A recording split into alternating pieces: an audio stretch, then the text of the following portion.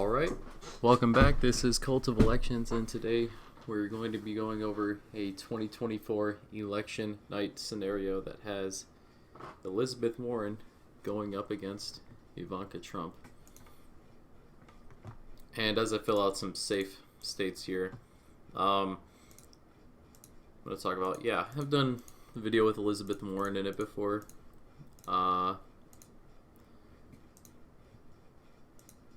It wasn't one of the best performing videos. However, I'm going to test the waters here.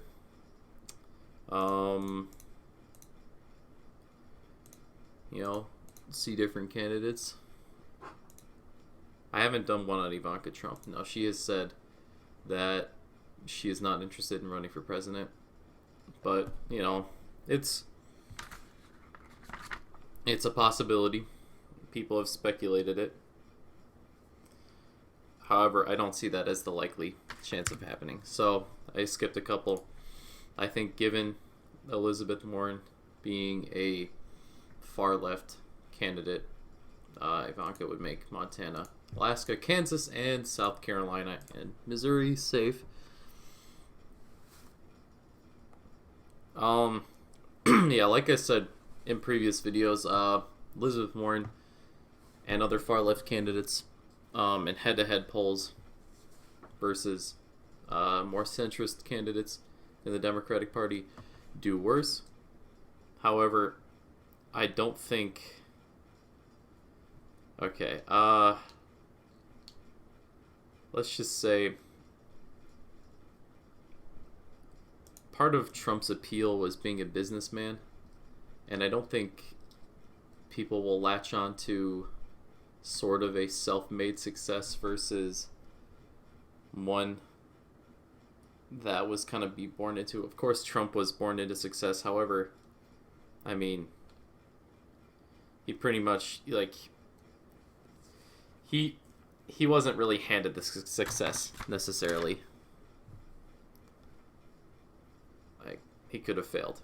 Very well could have failed. He didn't. Ivanka was, in a way, handed the success. And I don't think that's going to latch on to people as much. So, we're going to go through some states. I think Colorado, New Mexico, and Virginia remain in the likely column. As well as because of the, I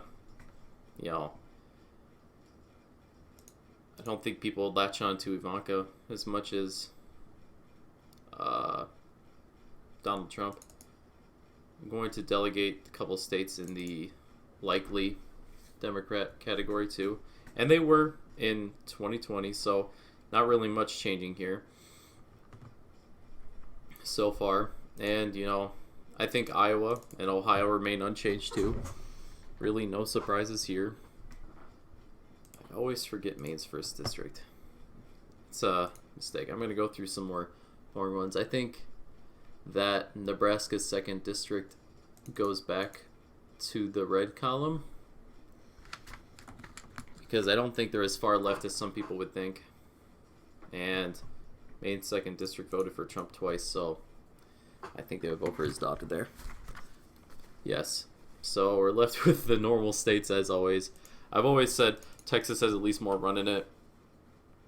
I think instead of it being likely, it moves slightly downward into the lean column.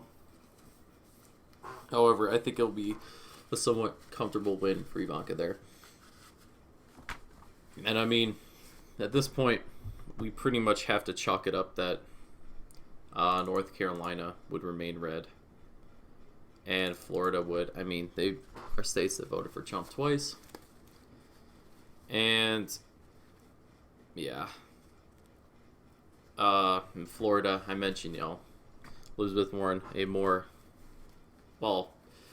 someone who could be considered a socialist more than other candidates.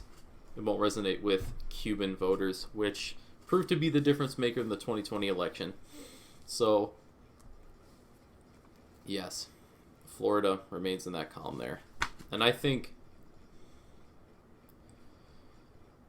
okay, we're going to delegate 3 states here. I think Nevada moves slightly more to the right, ever so slightly.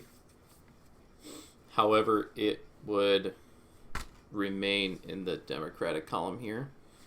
Not by a tilt margin, but by a lean margin. It was surprisingly close in the 2020 race. And yeah, I don't think much would change there either.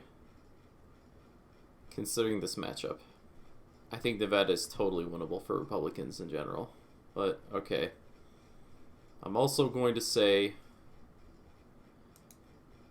Michigan is in lean column, losing a few points, similar to Nevada as well.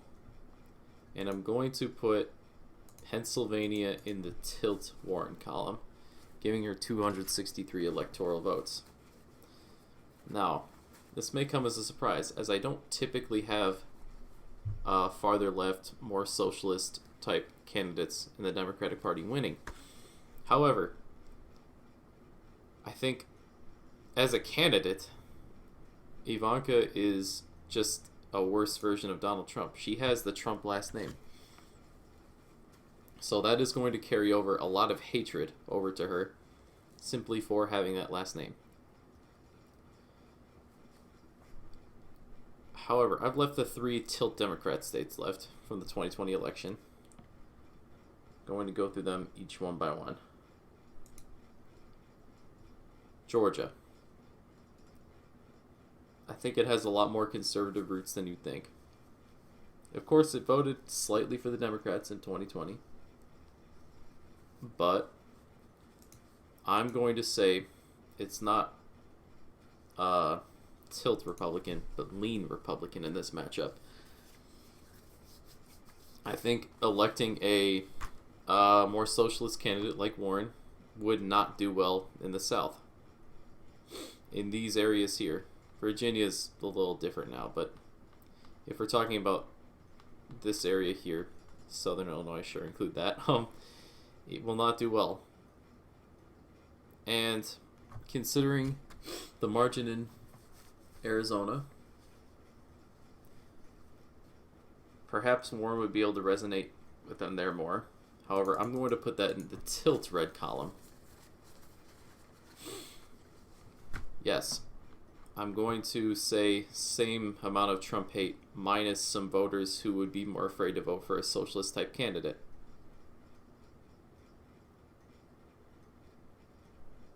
So yes, that leaves Wisconsin deciding it all.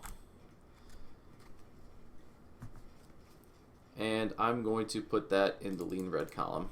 I think Wisconsin is becoming pretty much a very purple state, similar to what Florida's been for the past while. And if we're talking about, someone who's similar to who they voted for in 2016 by a tilt margin versus someone who's a lot farther left to someone who they voted for in 2020 in a tilt margin, this is what the map looks like.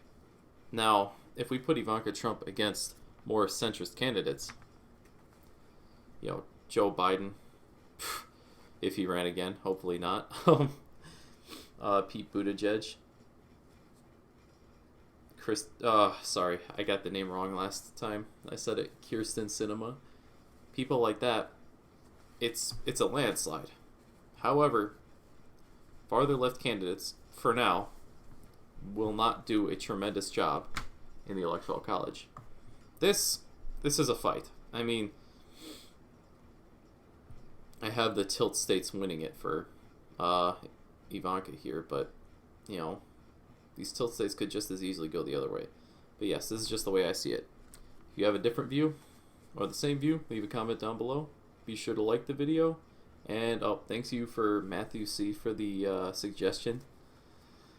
I forgot to mention that this is a suggestion. Of course, I do read the suggestions, and a couple of my videos are suggestions, so leave them down below. And subscribe for more daily content. Peace.